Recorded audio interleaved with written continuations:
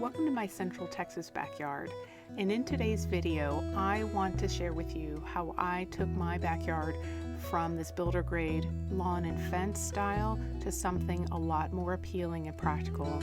The overall goals that I had for my backyard garden were to create an inviting space and to also create a dedicated space to grow food, and then also I wanted to decrease my lawn size because grass typically requires a lot of resources to maintain. The first thing I would say is to have a plan, and while you don't have to execute all phases of your plan in one fell swoop, it definitely helps to have an overarching goal of what you're trying to achieve in that space. I used Hardscape, which helped give me a visual of what plants or what sizes of plants I wanted to use in the space, and I also used draft paper to help me get a better idea of how many plants I would need in that area. The next thing I would plan for is your hardscape, whether that is a patio, a pool, or walkways. These are things that can definitely change how water flows on your property, and you want to make sure that you address any drainage issues or watershed management issues before you even consider installing plants, because obviously some plants don't like things too wet, or you may have to amend soil. It also changes where your plants are going to be oriented. Will they be more in sun? Will they be more in shade? So if possible, get that hardscape planned out first and then plan your plantings around that. If you have pre-existing grass in an area you're going to landscape, you'll have to figure out how to remove that grass. The method that I used was solarization, and this is essentially where you take some form of fabric or plastic sheeting and you lay it over the grass, allowing the sun's energy and heat to literally cook and kill that grass. The first step you'll have to take, though, is to actually design the outside of that landscape bed. And I typically do that with an orange extension cord, and that's pliable enough for me to move around until I'm happy with the shape of the bed design. And then once I'm happy with that shape, I then follow up that area with a inverted spray paint can so that I can mark the grass. So that when I remove the extension cord, I can still see my outline. Again, solarization is best done with clear plastic sheeting. Takes about 6 to 8 weeks to work, though sometimes longer, and is best done in the hottest part of the year.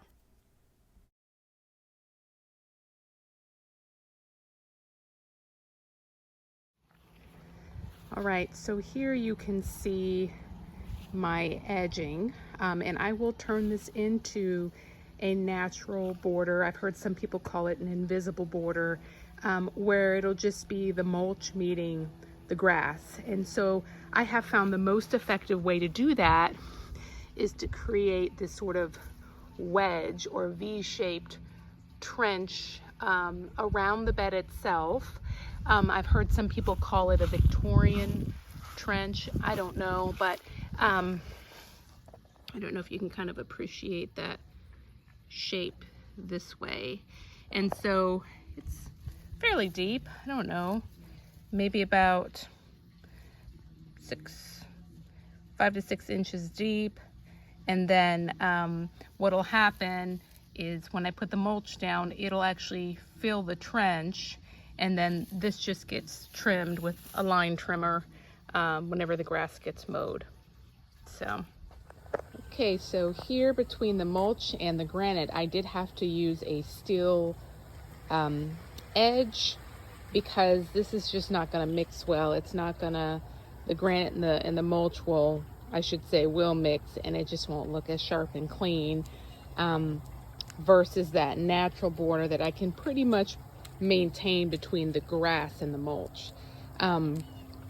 Here between grass and granite, it's also sometimes a bit of a tough job to keep the area looking sharp. You can see I have some rocks here. That's more to help facilitate the water runoff. But here I have no rocks on the edge, and I just get out here sometimes with a pair of shears and kind of trim that edge. There's not a lot of it, but that's how I maintain that edge. And then definitely here between rock and granite, or even rock and grass, I've put a border up. I like this limestone. I think it looks nice, but I've noticed that if I have rock, it's really tough to maintain that natural edge, and so I've utilized a limestone border to help with that rock. So, it depends on what kind of mulch or garden bed you're going to have as to whether or not you can really get away with that natural border. But this is just, what I've done. In regard to that natural edge, I have found it helpful to till in some expanded shale to help facilitate drainage, especially with clay soil. In regard to spacing your plants, you're going to need to know what the mature spread or mature width of your plant is.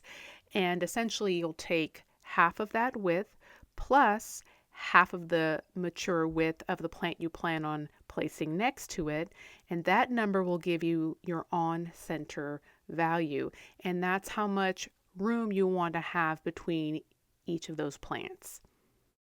You can then take that information and create a plan or a draft of your landscape area, and this will let you know roughly how many plants you're going to need. Even though you have a plan or a draft, I still recommend arranging those plants ahead of time, making sure that that's really the layout you're happy with. You can consider marking the areas where you're going to dig with baking flour, just so that you don't lose track of where you're at. So my sister actually taught me a really great way to use your gardening shovel as a measuring tool. And so essentially I know like this wooden section of my shovel is 1 foot. And so I can lay that between the plants that I'm wanting to plant and space between and measure out about how many feet I'm at. And so that's definitely handy because I've had a lot of struggle with spacing issues in the past. And with these mealy blue sages, I'm trying to at least plan for 3 feet in between each one. And so that's helpful. In regard to installing your plants, the general rule of thumb is to dig a hole twice the width of the container it came in and to about the same depth of that container. Then you'll want to till in any soil amendments you might need. You plop your plant right in the middle of that hole. And then after that, you'll want to backfill with that amended soil. This is also a great time to add any slow release fertilizer or maybe even any sort of root stimulating mycorrhiza, phosphorus, etc. And then you want to just backfill with the surrounding soil. And the last step you're going to take is you're going to need to mulch the area. And mulching really serves a couple of purposes. The first one being moisture retention, so that your plants don't dry out. And the second one being weed control. However, you really need a good 2 to 3 inches of mulch for that to really be effective.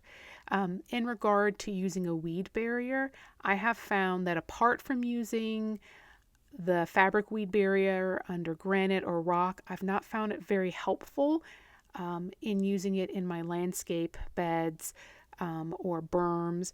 Number one, it's annoying. And so later on when you add plants, you have to cut through all that. But number two, it doesn't allow water to access the area, nor does it that weed barrier allow for the mulch to break down into the soil, therefore creating a richer soil for you in the long run. So use it sparingly where it makes sense.